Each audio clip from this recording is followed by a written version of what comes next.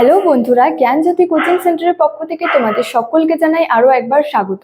আজকে আমি তোমাদের সঙ্গে যে বিষয়টি সম্পর্কে আলোচনা করব সেটি হচ্ছে হরপ্পা সভ্যতা এবং বৈদিক সভ্যতার মধ্যে পার্থক্য। আলোচনাটি শুরু করার আগে তোমাদেরকে একটা ছোট্ট ইনফরমেশন দিতে চাই। তোমরা যারা আমাদের কোচিং সেন্টারে এখনো যুক্ত হওনি কিংবা যুক্ত হতে চাইছো, তারা উপরে দুটি নাম্বার দেখতে পাচ্ছ, 6295916282 এবং 7076398606।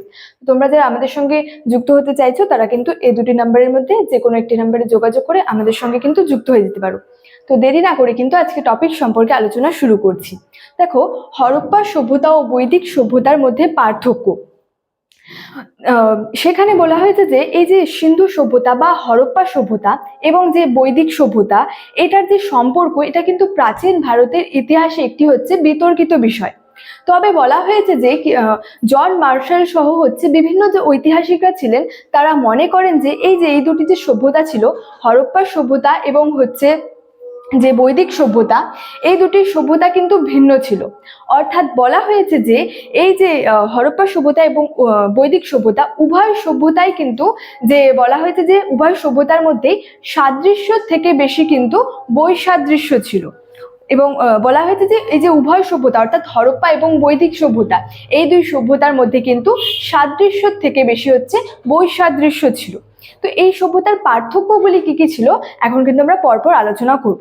দেখো, প্রথমেই বলা হয়েছে যে সিন্ধু সভ্যতা ছিল নগর কেন্দ্রিক, মানে সিন্ধু সভ্যতা বা বলা যায় হরপ্পা সভ্যতা ছিল হচ্ছে নগর কেন্দ্রিক, মানে নগরকে কেন্দ্র করে কিন্তু এই সভ্যতা গড়ে উঠেছিল। এদিকে বলেছে হচ্ছে যে বৈদিক সভ্যতা ছিল হচ্ছে গ্রামীণ, মানে বৈদিক সভ্যতা ছিল হচ্ছে গ্রামীণ। তারপরে বলছে যে সিন্ধুবাসীরা তামা ও টিন ব্যবহার করতো, অর্থাৎ সিন্ধুবাসীরা তামা ও টিনের কিন্তু ব্যবহার জানতো।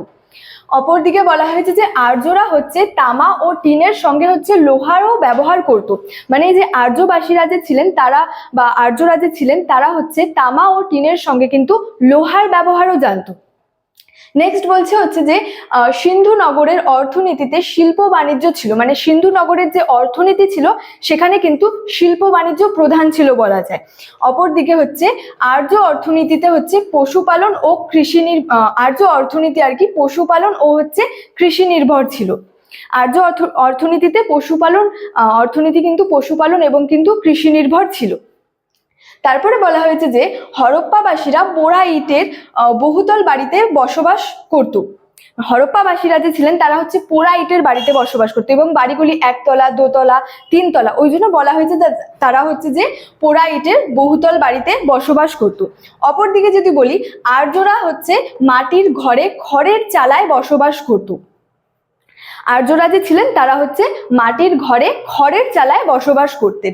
তারপরে বলা হয়েছে যে সিন্ধু নগরে হচ্ছে ঘোড়ার ব্যবহার কিন্তু হতো না, অর্থাৎ বলাই যে তারা হচ্ছে ঘোড়ার ব্যবহার জানতো না।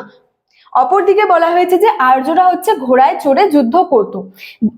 আর্যদের কথা বলা হয়েছে তারা ঘোড়ায় চড়ে যুদ্ধ করতো, মানে তারা ঘোড়ার ব্যবহার জানতো, তাই বলা হয়েছে তারা হচ্ছে ঘোড়ায় চড়ে যুদ্ধ করত। এছাড়াও বলা যায় যে হরপ্পারা কিন্তু আর কি সেখানে হচ্ছে যজ্ঞ সম্পর্কে যদি বলি, তো বলা হয়েছে যে বৈদিক আর্যরা কিন্তু যজ্ঞ করত, মানে যজ্ঞ করতে জানতো, কিন্তু যে হরপ্পাবাসীরা ছিলেন তারা কিন্তু যজ্ঞ করতে জানতো না।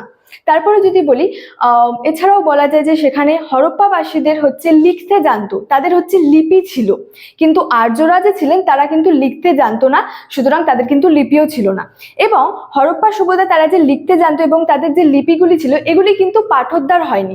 যদি এই লিপিগুলি পাঠোদ্ধার হতো তবে কিন্তু আমরা এই সভ্যতা সম্পর্কে মানে এই সভ্যতার অজানা তথ্য সম্পর্কে কিন্তু আমরা আরো বেশি করে আর কি জানতে পারতাম। তো এই সব যে পার্থক্যের কথা বললাম, এই সব পার্থক্যের ওপর আর কি মর্টিমার হুইলার বলেছেন যে এই সব পার্থক্য থেকে, মানে পার্থক্যের কারণে মর্টিমার হুইলার বলেছেন যে এই হরপ্পা সভ্যতা এবং বৈদিক সভ্যতা কোনো কিন্তু সম্পর্ক ছিল না, মানে হরপ্পা সভ্যতার আর কি বৈদিক সভ্যতার কিন্তু কোনো হরপ্পা সভ্যতার সঙ্গে বৈদিক সভ্যতার কোনো কিন্তু সম্পর্ক ছিল না। তো স্টুডেন্ট, এই ছিল আজকে আমার আলোচনার বিষয়।